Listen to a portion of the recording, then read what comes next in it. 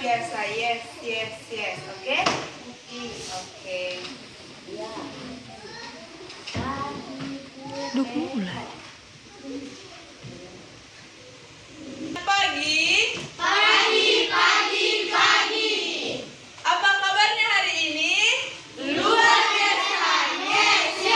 Yes. Oke, semua semangat ya hari ini. Kira-kira hari ini teman-temannya siapa yang belum datang? Siapa yang? Rafa, Rizky. Tiga orang?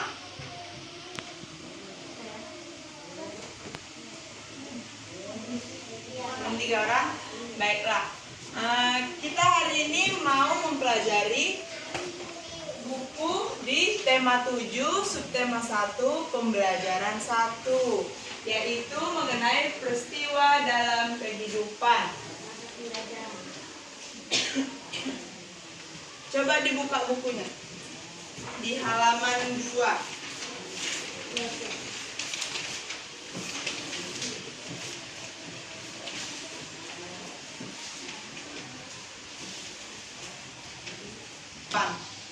Di sini yang pertama adalah masa penjajahan bangsa Eropa di Indonesia. Penjajahan di Indonesia yang dilakukan oleh bangsa Eropa di Indonesia itu dilakukan di abad ke-15.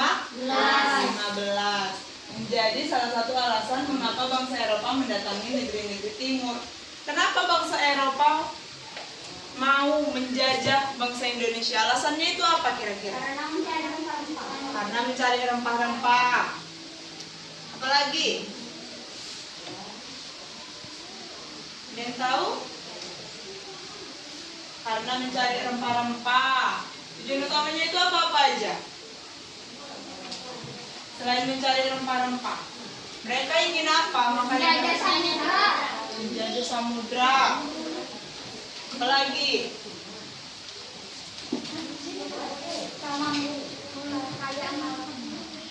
Mau mengambil kekayaan alam.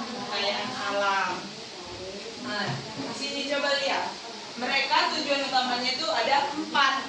Ayo kita baca sama-sama. Yang pertama, mencapai kejayaan atau glory. Yang kedua, kekayaan atau gold.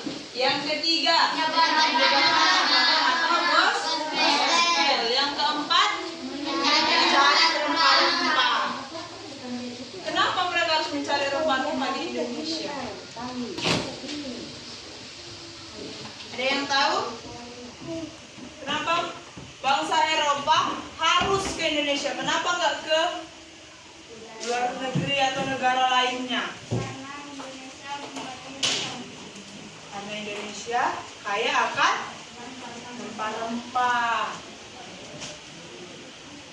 Dari keempat ini kan ada tujuan-tujuan utamanya. Biarpun ini ada tujuan utama, dari keempat ini juga masih memiliki tujuan lagi. Mencapai kejayaan. Mencapai kejayaan itu biar apa? Nah, di sini. Sebelum kita mengetahui ini semua tujuan-tujuan utamanya, faktor-faktor pendorong penjajahan di Samudra Indonesia, Miss mau bagi kalian menjadi beberapa kelompok. Coba dihitung dari sana. 1. Kelompok yang 4 orang. Caranya dibalikkan aja kursinya. Setiap kelompok mencari tujuan utama dari keempat faktor-faktor pendorong penjelajahan samudra. Misalnya, nah seperti ini. Ini kenapa mereka mencapai kejayaan? Agar mereka, negara yang menjajah Indonesia, apabila suatu negara mempunyai banyak tanah jajahan, negara tersebut termasuk negara yang jaya. Bila mereka banyak menjajah negara-negara, jadi negara lain, oh mereka itu yang megang dunia karena mereka udah banyak menjajah. Misalnya nih, kita bermain kan, misalnya main kartu,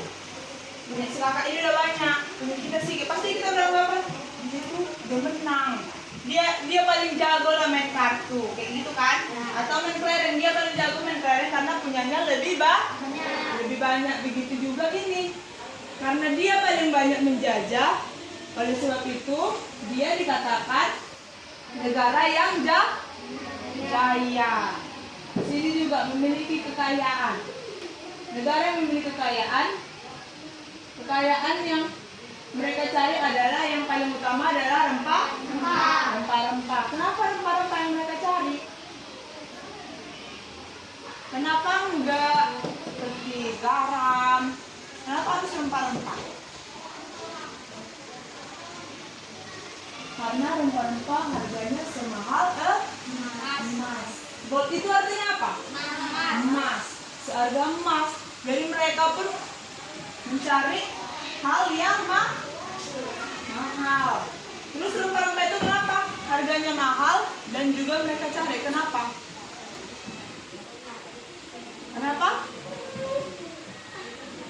Karena mereka sangat membutuhkan rempah. Karena di negara mereka adalah negara dengan cuaca yang sangat dingin. Apa aja? Jamu. Jadi tubuh mereka menjadi lebih hangat. Kalau kita kan, kalau misalnya minum yang hangat udah panas, makin panas. Kalau mereka kan karena cuaca mereka sudah dingin, jadi mereka lebih hangat.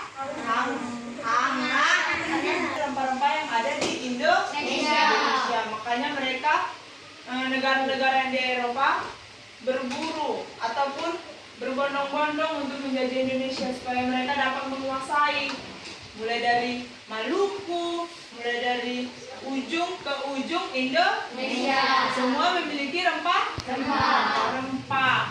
Begitu juga ini menyebarkan agama atau gospel. Kenapa mereka menyebarkan agama? Kan tujuan mereka pertama cuma mengambil rempah. Kenapa harus menyebarkan agama? Biar apa? Ayo, jangan takut salah. Lebih baik menjawab. Keluarkan pendapat. Iya, dikeluarkan pendapatnya. Kenapa?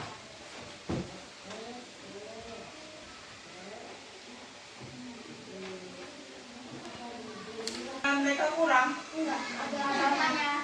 Penganut agamanya kurang. Jadi mereka ambil dari Indonesia. Gitu. Mereka menyebarkan agama agar mereka bisa dengan leluasa dekat dengan masyarakat yang ada di itu cara mereka.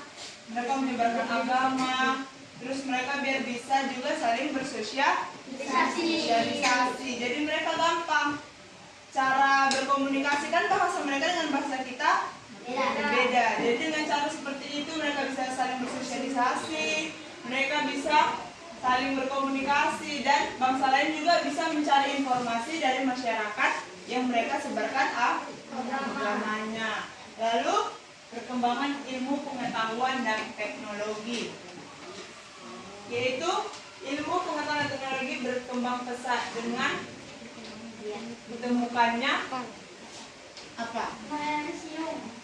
Teknik pembuatan kapal dan museum. Karena di Indonesia kita banyak senjata kita kan zaman dahulu apa? Bambu runcing. Lalu tombak. Sebenarnya bangsa Eropa itu salut dengan kita. Karena apa? Kita kalau mereka kan dulu udah canggih ya, canggih, udah punya senjata api. Kalau kita kan masih runcing, masih memang benar-benar dari masyarakatnya sendiri yang memang benar-benar mau memerdekakan, ya kan? Mereka mau berjuang bersama, mereka mau bersatu. Cuman memodalkan bambu runcing mereka bisa merdeka dengan cara bersatu. Mereka sama-sama, mereka bermusyawarah, kita harus seperti ini biar kita merdeka. Dan sekarang Miss mau kalian, selain dari tujuan ini, kalian harus dapatkan tujuan lain dari keempat faktor ini. Plan, selebihnya diskusi. Dibuat bang kertas. Kalau kalian, ayo. Nanti setiap kelompok mempresentasikan ke depan.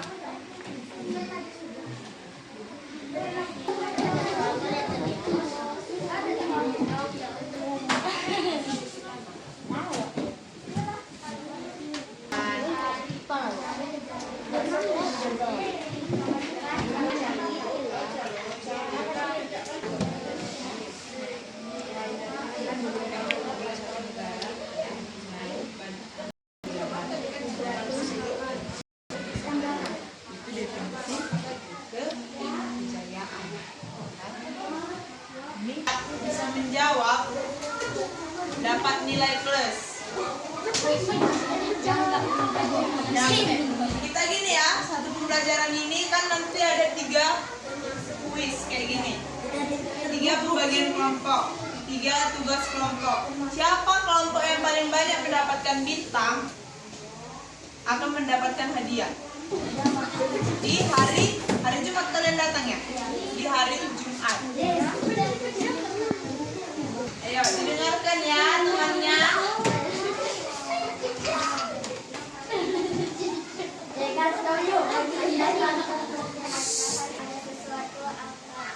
Bahwa apabila sesuatu negara nanti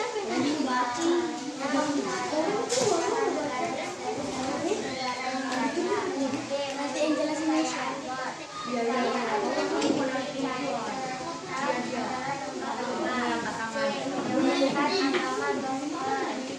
Selain mencari kekayaan dan jajahan, bangsa Eropa juga membangun khusus di perkembangan ilmu pengetahuan.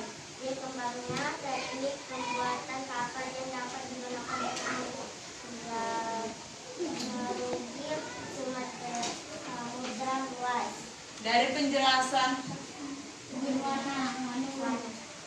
warna. Dari penjelasan warna tadi, kelompok siapa yang berbeda pendapatnya dengan kelompok 2? Kelompok 1? Berbeda. Coba dibacakan, Bang. Baca aja yang berbedanya apa ya? Satu orang lain. Ayo, didengar teman kelompok yang lain. Mana tahu mereka juga punya pendapat yang berbeda.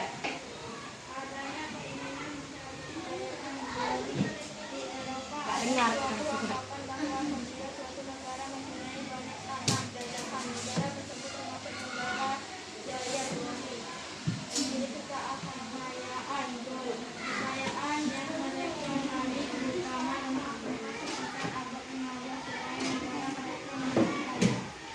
Sudah? Kelompok 1 sama kelompok 3 ada yang berbeda dari pendapat kelompok 2 dan 4? Atau sama semua?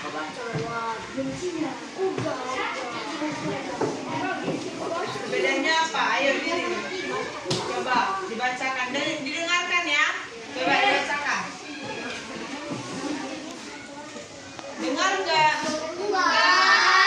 Jangan bersuara, cukup 1 orang.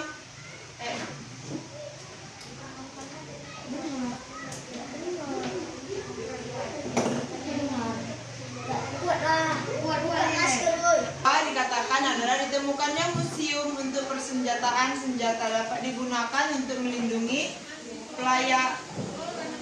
pelayaran dari ancaman bajak laut dan sebagainya. 24 ada atau sama? Enggak apa? Enggak ada yang berbeda, sama dengan pendapat mereka. Enggak apa? 2. Jadi yang mendapatkan bintang di kuis pertama adalah kelompok 2. Nanti ada 2 kuis lagi masih bisa meraihnya. Harus berlomba. lomba. Kelompok siapa yang paling banyak mendapatkan bintang? Kelompok mana yang bisa menunjukkan? Saya, Miss. Coba maju ke depan. Kentang. Mana ada kentang di mana? Mana Kayu kentang? manis. Kayu manis. Gini.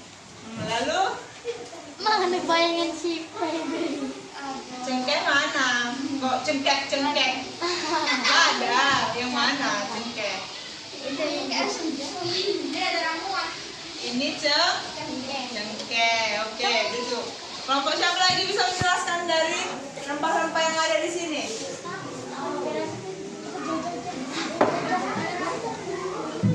Ya udah maju ayo. Ayo jangan malu ayo. Ayo pasti bisa ayo. Iya, salah nggak apa-apa. Namanya juga kita mau belajar. Mana? Ini Oke, lalu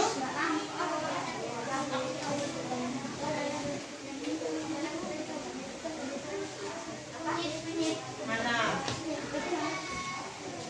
Ini kunyit. Semua pada pernah melihat kayu manis nggak? Di mana? Pajak, di Gede. Di mana lagi? Di mana? Pasar.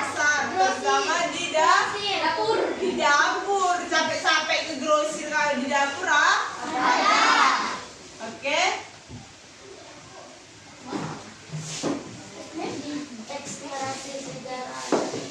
Mati informasi penting dalam teks narasi sejarah.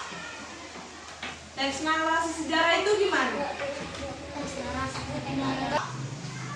Teks apa? Tentang cerita apa? Tentang cerita penjajahan, tentang cerita Sriwijaya bisa juga ya. Tentang kapal apa? Kapal tenggelam.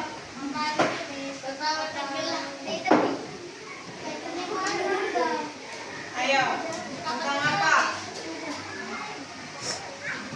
Apa? Jangan malu-malu, keluarkan pendapat. Jangan ragu-ragu.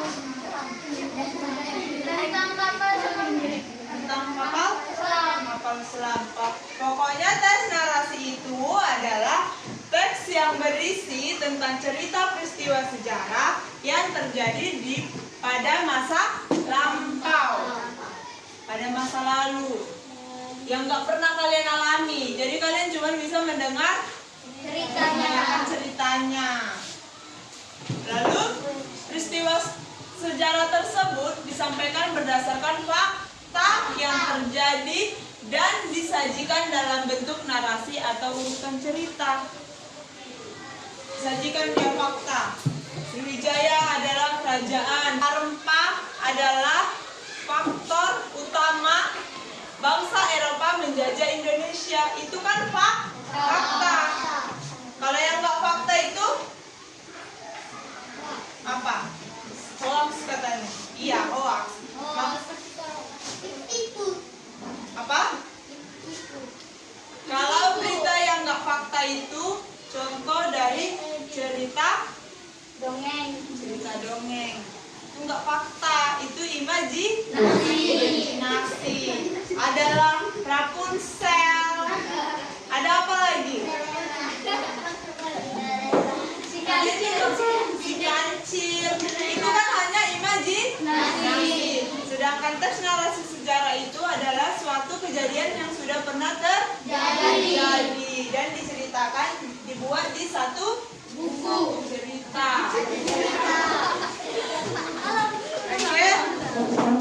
Oke. Kita dapat mengetahui berbagai peristiwa sejarah yang pernah terjadi di Indonesia ataupun di negara lain.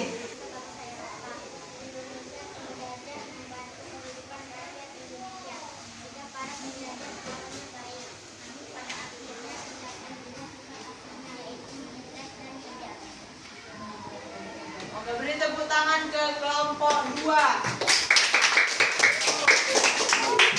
Sekarang kita lihat.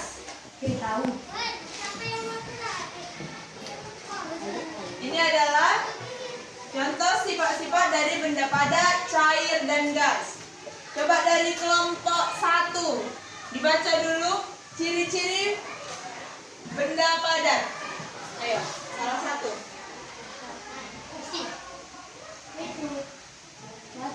Baca dong. Ini aja baca. Diri. Buka maskernya.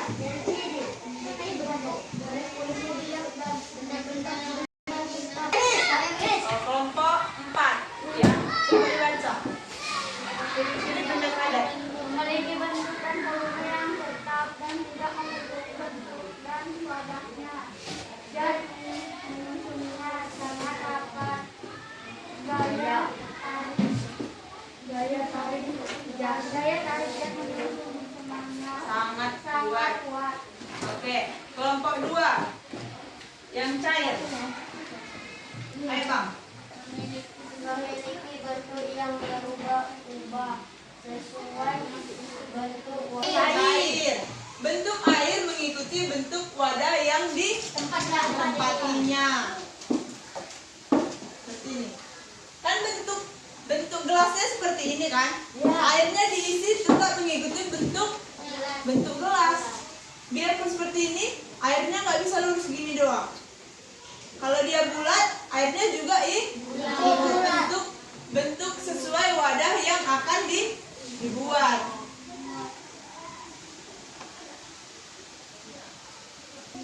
Nomor 9. Membeku, mencair, menguap. 9. Ayo, apa? Membeku, mencair, menguap. Dan padat. Menyusun kristal. Ini membeku, mencair, menguap. Lalu ada juga Mengembung, menyusun kristal. kristal. Dari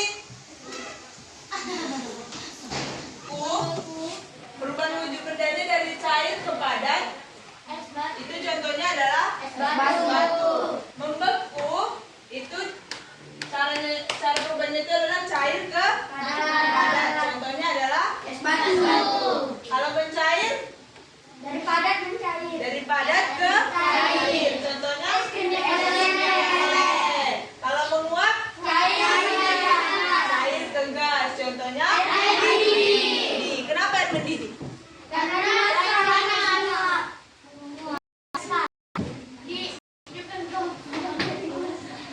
Yang keempat contohnya butir air itu kayak iya. Yang 5 dari contohnya yang benar siapa?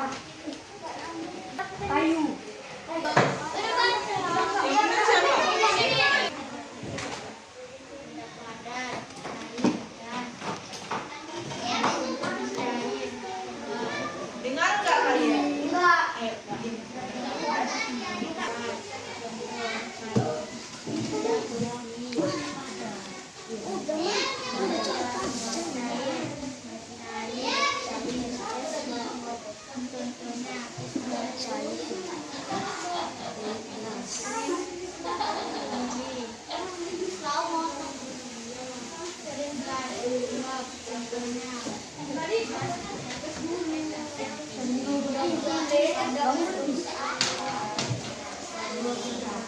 Oke, di sini mereka buat benda cair itu es batu, es lilin, es krim dan lilin.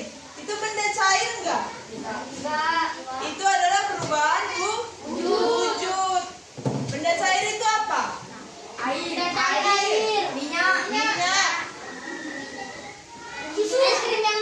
susu. Berarti ini masih gugur. Ayo, kelompok satu lagi. Kelompok yang lain, kelompok 1. Oke, baca.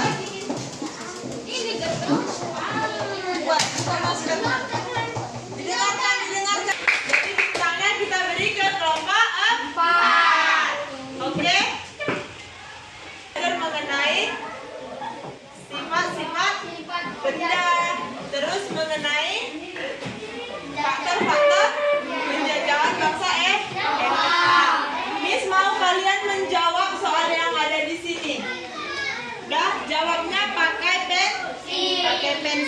buat namanya pakai pulpen. Oke, sekarang. Enggak, ini sekarang yang PR itu. Iya. Sedikit cuma. Ini cuma ada 19 soal.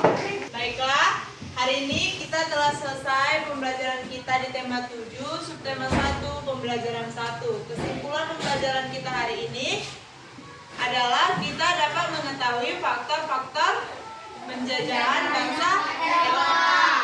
Lalu kita dapat mengetahui cara teks narasi sejarah, dan kita dapat mengetahui bentuk-bentuk benda. Ada berapa bentuk-bentuk benda? Apa? Padat, cair, gas. Dan kita dapat mengetahui perubahan wujud benda. Ada berapa tadi? 6. Apa aja? Mencari, menguap, menyublim, kristal, mengukur. Padat itu bentuk benda. Membeku. Dan sekianlah pembelajaran kita pada hari ini. Miss ucapkan terima kasih dan sampai jumpa di hari Jumat. Baiklah. Apa? Iya, benar. Hadiahnya di hari Jumat. Baiklah, ketua kelasnya siapa di sini? Oke, siapkan.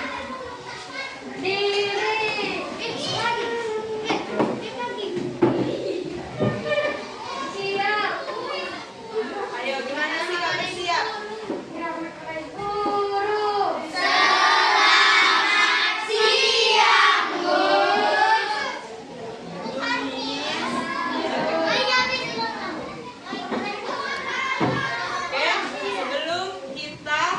Oke, sebelum kita pulang ke rumah masing-masing, ada baiknya kita berdoa dulu. Mari kita berdoa menurut agama dan kepercayaan kita masing-masing. Doa dimulai.